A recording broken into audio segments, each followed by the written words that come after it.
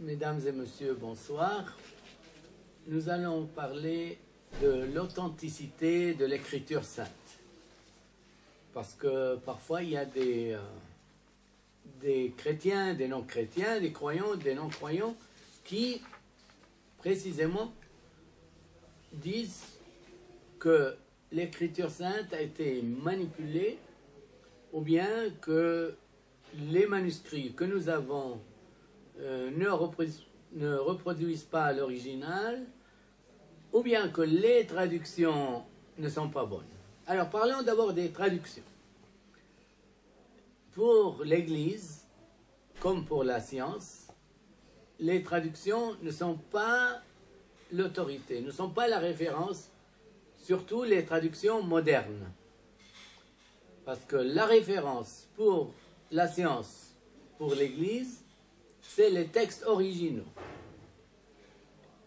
Et puisqu'il est très difficile, presque impossible pour les personnes de notre temps, qui ont d'autres choses à fouetter, d'apprendre 3 langues anciennes, au moins, à savoir l'hébreu, l'araméen et le grec, donc il fallait bien des traductions de la Bible dans les langues vivantes et dans les dialectes. La Bible est le livre le plus traduit dans le monde. Et c'est une grande responsabilité de bien traduire, mais même s'il y a des fautes de traduction, eh bien, ces fautes, on peut toujours les corriger, puisque nous avons l'original, et puisque les traductions ne sont pas infaillibles. Ceci ne veut pas dire que les traductions sont mauvaises, ceci signifie seulement que l'Église et la science, ou la science et l'Église, ainsi que la synagogue dans le monde juif, eh ben, font tout leur possible pour mieux rendre le texte sacré. Il y a certains, bien sûr, qui refusent la traduction. Si j'ai bien compris, dans le monde musulman, on refuse la traduction de l'original arabe du Coran et on ne parle que d'explication ou bien de traduction explicative, explanatory version. Donc nous sommes tous d'accord sur le principe, c'est l'original qui est le critère et non pas les traductions. Et alors, comment garantir ces textes? Eh bien, allez sur Internet et écrivez manuscrits de la Bible. Manuscripts of the Bible. Vous allez voir que les livres les mieux attestés, les plus authentifiés de l'Antiquité, avant le Christ, jusqu'au 7e siècle après Jésus-Christ. Pourquoi je dis 7e siècle? Pour ne pas parler de l'islam et du Coran. Eh bien, donc les siècles avant le Christ et les premiers siècles de notre ère chrétienne, eh bien, le livre le plus attesté, le mieux documenté, c'est la Bible. Dans le monde juif, les massorètes, ce sont des grammairiens qui ont mis des signes, non seulement les voyelles, mais des signes là où il faut s'arrêter, là où une phrase finit. Ils ont mis combien de mots se trouvent dans les chapitres, etc. Ce qui veut dire qu'il y a la plus grande minutie dans la transmission de la Bible.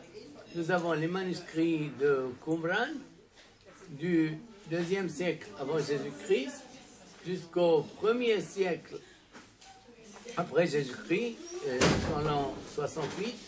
Et bien là, vous avez la confirmation des manuscrits que nous avions auparavant et qui dataient la plupart du 9e siècle après Jésus-Christ. Donc la découverte de Qumran a été sensationnelle et elle a confirmé les textes que nous avions. Et en parlant des Massorètes, nous avons les deux écoles de Tibériade, de Ben Asher et de Ben Nephtali. Voilà, pour le Nouveau Testament aussi, nous avons le maximum de manuscrits et on parle facilement de 25 000, 24 000 manuscrits du Nouveau Testament, sans oublier que le 96% des variantes, ce qui est insignifiant, non, alors, il y a une conformité de 96%. Donc les variantes ne portent que sur un 4%, et même moins. Et ces variantes, la plupart de ces variantes sont insignifiantes. Elles ne changent pas le sens. Par exemple, vous avez un datif au lieu d'un accusatif ou vice-versa. Voilà. Donc là, nous avons cette authenticité qui est donnée non seulement par les yeux de la foi, mais aussi par les yeux de la science, ce qu'on appelle la critique textuelle. La critique textuelle qui a fait vraiment beaucoup de progrès. Dans le dialogue interreligieux, maintenant nous passons à une question assez diffuse,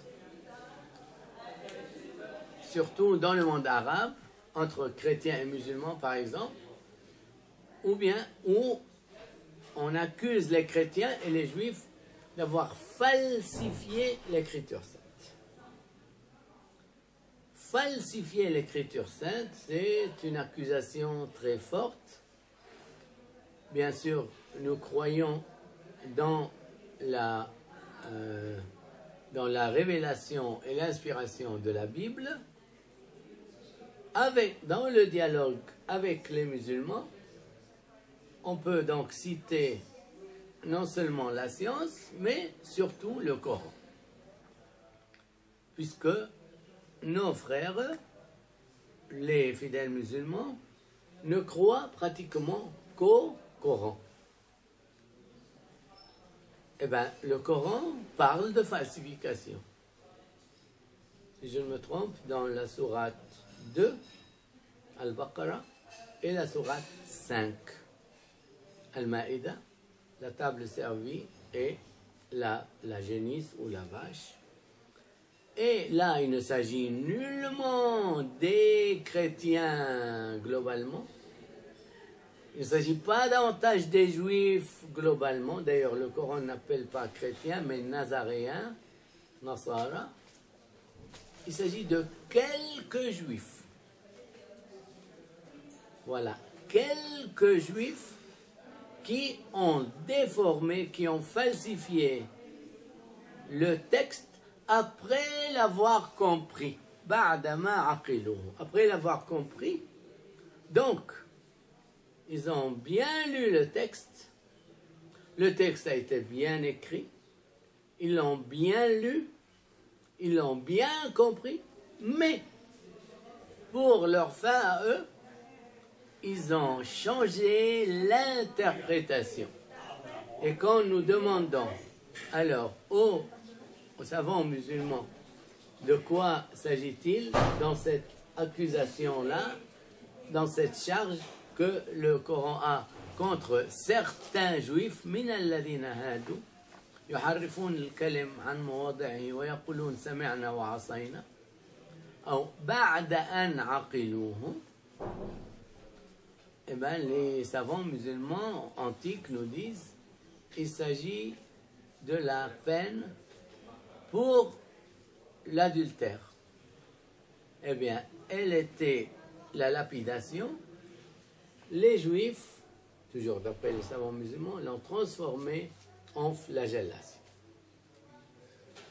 Voilà ce que nous dit l'exégèse islamique de ces textes. Mais à part ces textes-là, de la 2e et de la 5e sourate, eh bien, le Coran, même dans la période médinoise, même dans le chapitre 9, où on trouve aussi le verset du sabre, eh bien, il parle ceux qui ont reçu l'écriture, les gens du livre. Donc, ce titre de gloire, gens du livre, signifie que Juifs et Nazaréens ont conservé leur écriture. Maintenant que certains aient interprété autrement certains textes pour leurs propres intérêts, là, cela n'a pas affecté le texte, mais cela a affecté l'interprétation, comme le disent certains savants musulmans, surtout Fakhruddin al-Razi. Il y a eu falsification, non pas dans la révélation, mais dans l'interprétation. التحريف عند بعض اليهود لا في التنزيل بل في التأويل. Non pas dans l'interprétation, non pas dans la révélation, mais dans l'interprétation. Je vous remercie de votre attention. Merci.